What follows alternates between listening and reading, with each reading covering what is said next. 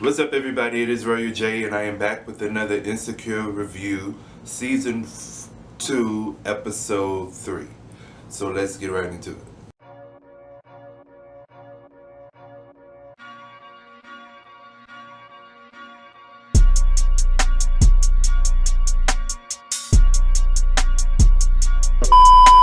So, as I predicted, well, I wouldn't say predicted, but as I thought, from last week when it's Issa. Now I have to get used to saying Issa because y'all checked me last week about saying Issa, and really it's Issa. But I always, because of the way it's spelled, so I'm always saying it that way. Issa wrote Luke James last week. Well, not last week, but last week on the episode, she was asking him, is he trying to fuck or whatever, and now she's in his home. They're talking, conversating, and then it leads to them two kissing and touching and rubbing, and she just like laughing and all over the place. She can't stop laughing. She can't stop giggling because it's awkward to her. So she's telling him, your fingers are weird. She was like, oh, there goes that sexy laugh that you like. And she just kept doing it. And he was like, well, you don't have to keep laughing. And she just kept doing it and doing it. And she was just like, oh, it's just your fingers, they're weird and stuff like that. So she asked him, could they try it again some other time? And he was like, you don't know. So she's like, okay, she packs up her clothes and she's trying to get out of the house, but she goes to the bedroom and she was like, oh no, we haven't made it to the bedroom yet. So she go over to the door, to the front door. She didn't know which was which. So she walks out and then we see her in her apartment getting ready to go to work. And she walks outside and there's a noise violation on everyone's front door. So the noise violation, it must have came from when they had the party, when she had the party. She go downstairs and she goes to throw it out in the garbage. And one of the people who were at her party, which is one of her neighbors, he said that he was like, but that party was lit though. Molly is on Skype with her boss's wife and the guy from Get Out, that friend that we all said that we need in our life. Issa's co-worker, Frida, is complaining that there's too many black students and not enough Latino students because the population of Latinos is 84%, like 85%. And it's not enough of them there. So she's kind of complaining and Issa is telling her like, it's like you looking for failure. Just be happy that we do have some people, some kids here. So Molly goes to pick up her package. While she's going to pick it up, there's this guy downstairs with the girl. And the guy who carried her package out, he looked down to the guy and pointed at him and she was like, oh, he's not with me. And she was like, oh, don't worry, I got it. So she carried the package herself. And the guy was like, it's heavy. She was like, no, don't worry, just move back a little bit. So she carried her package all the way to her car. And then she turns around and look and see the guy is helping the girl put her package in her trunk.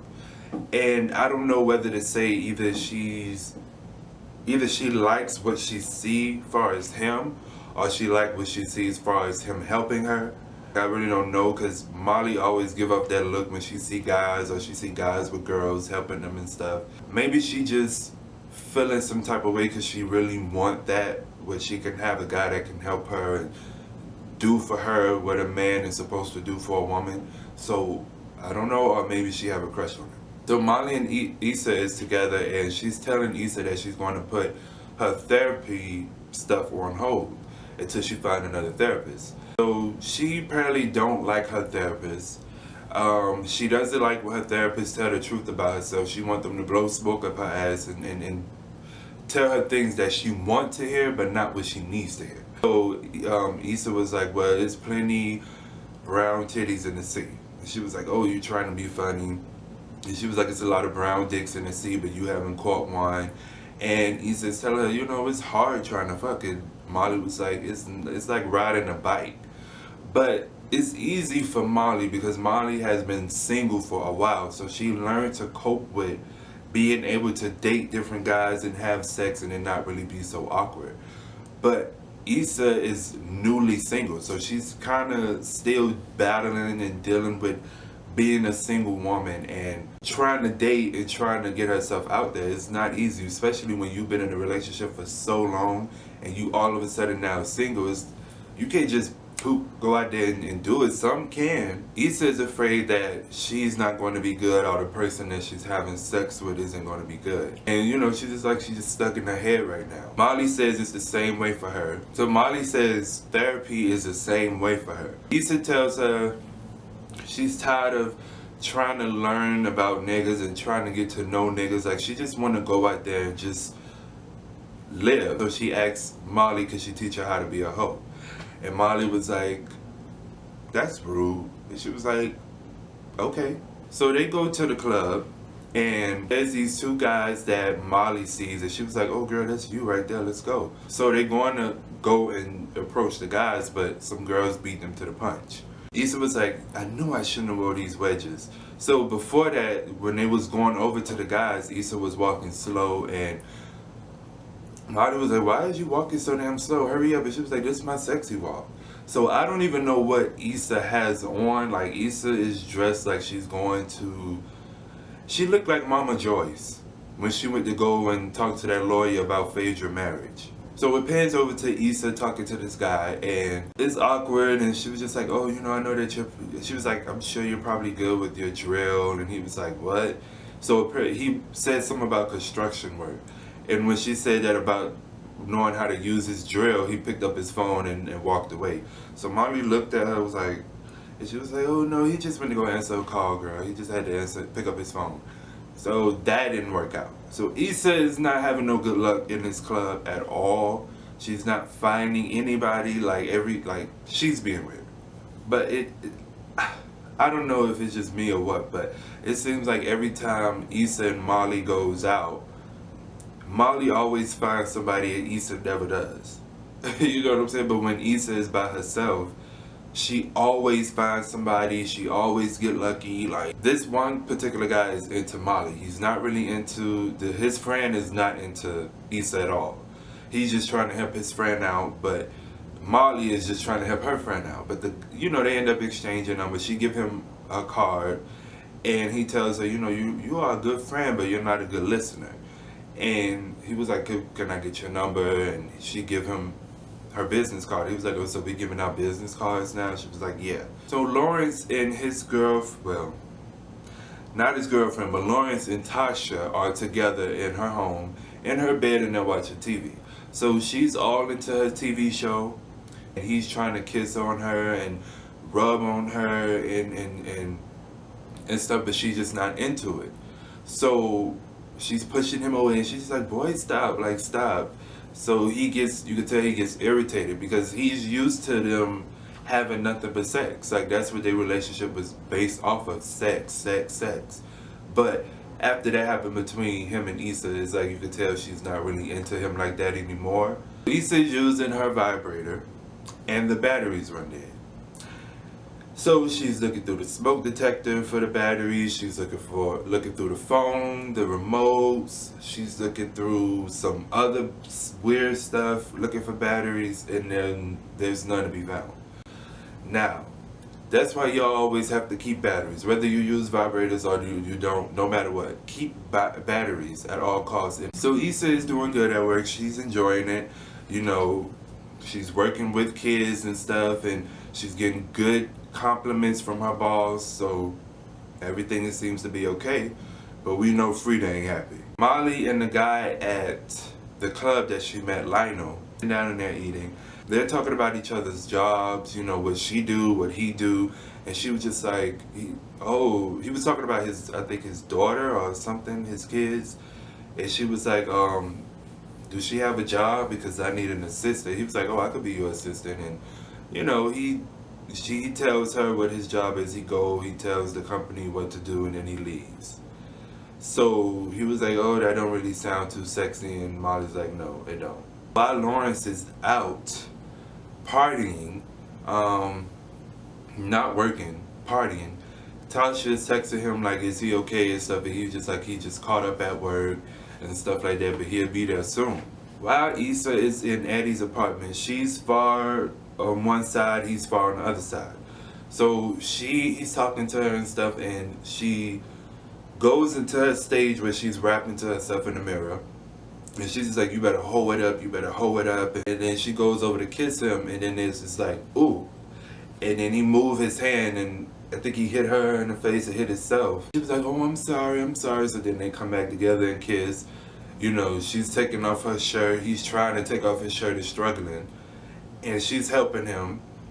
So it was like this sex scene was very awkward to me, you guys. I'm just like, okay, what the hell is going on here? He's stripping naked, you know, he's asking her how she wanted, and you know, he's trying to take off her pants, but she has so many buttons.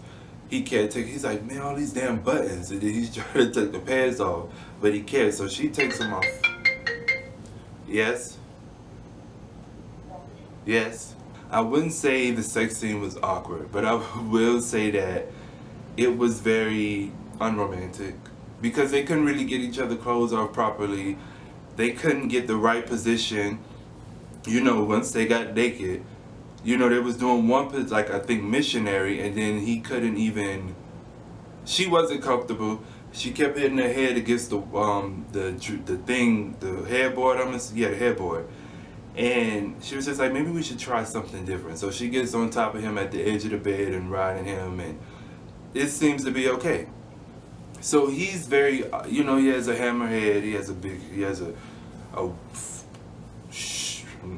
I have a big head, you know what I'm saying? But that head was just like, whoa. When they was having the sex scene, I'm just like, so while Issa is getting her some dick that she caught from the sea, some brown dick that she caught from the sea, that Molly was speaking of. Molly is home by herself. You know, Lionel texts her about some SZA tickets and she turned them down. Like, how the hell you gonna turn down SZA?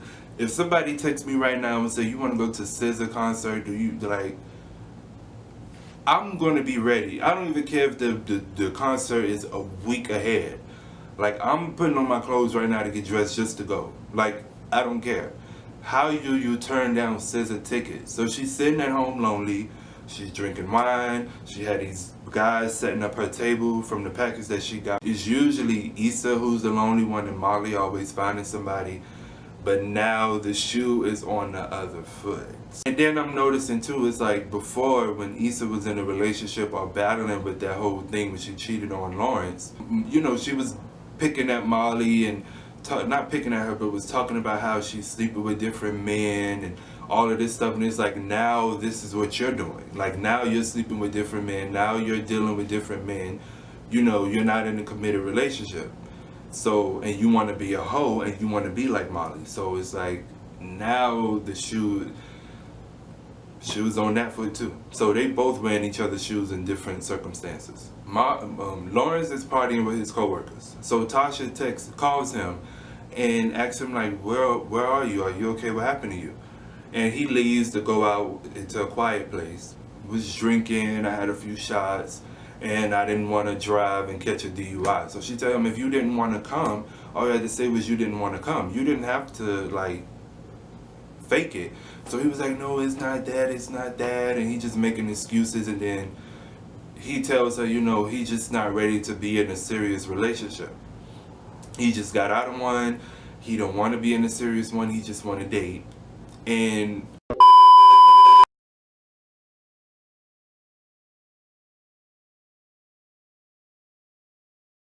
you know, I have my whole family here, and you were here, and you just ghosted on me. And she was like, it was embarrassing, which is true. Like, okay, we get introduced to this guy as your boyfriend, as your friend, or whoever, or someone that you're interested in, and within a few seconds he's gone, and he's supposed to come back, but he never come back. Like, that's something I don't understand.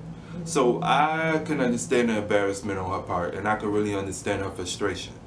So she calls him a fuck nigga, and she tells him he's not just a fuck nigga, he's a fuck nigga that thinks he's a good nigga.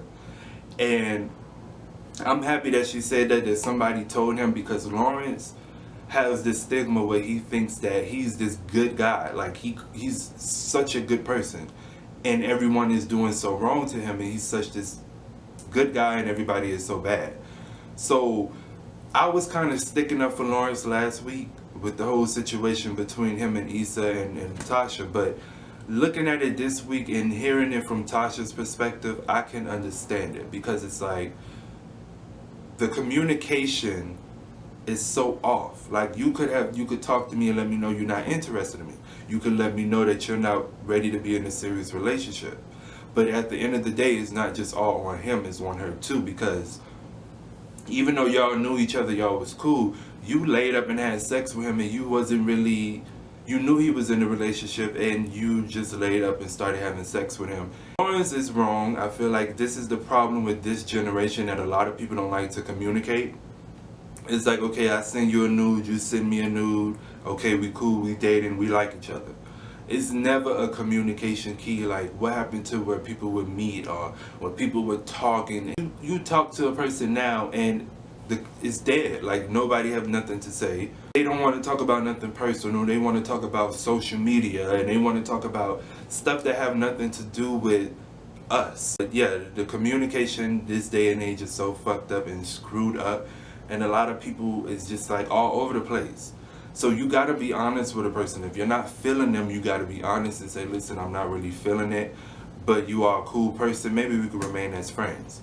Or, you know, I don't want to be in a serious relationship, I just want to be single, I want to be alone, so, you know, whatever. But people are not even respecting that. So yeah, the Lawrence communication is horrible. Like, he's just all over the place. Like, he's pretending like he's such a good person. And it's like, really, you're not what you think you are. You may be a good person on the outside, but in the inside, you are a fucked up individual. You know, even when he was with Issa, he wasn't doing anything. He was being lazy. You know, Issa was working and going out there and doing something and making it happen, and he was just sitting at home with sweatpants all day doing nothing, sleeping on the couch and laying on the couch, and he was in the same spot every time Issa leave or come home. So Issa is leaving Eddie's house and she's putting on her clothes and stuff, and he tells her, you don't have to go home if you don't want to, you can stay the night. And she was like, no, it's okay, it's alright. So she goes grab her phone, and then she goes and grab her charger, because that really was her charger, not his. And then she looks over and see that he have his phone plugged in the charger already, in his charger. So she started smiling and laughing, because she knew he knew what she was doing and she knew what she was doing. So after she walks out, she get another message from another guy saying, you know, maybe they should hook up sometime. And she started smiling. So Issa is a wreck. She's a hoe, she's holding it up, like she don't care no more. Yeah, I like this episode. This episode was pretty good. It was better than last week, because it wasn't really too much from last week. But this episode was pretty good. Yeah, but I really do love this show, and I hope you guys are watching it and liking it too. So make sure that you guys like, comment, and subscribe. Follow all of my social media down below in the description box. Make sure you click that bell to be notified when I upload a video. And you also can go to, like, if you only watch one particular video that I do, like if you just watch reactions or you just watch reviews or you just watch a certain type of video, you can go to the playlist and you can click the bell on the play, like go slide over to the playlist, click one of the playlists that you are interested in watching, and they should have a bell somewhere to the top, and you can click it, and whenever I do an Insecure review, you're going to get notified when I do it. Or if I do any other type of videos, you could be notified too. So that's something that I discovered yesterday, and I was like, oh, okay, that's pretty cool. You like this video and share it, you know what I'm saying? Hopefully let Issa see it, let the cast members see it.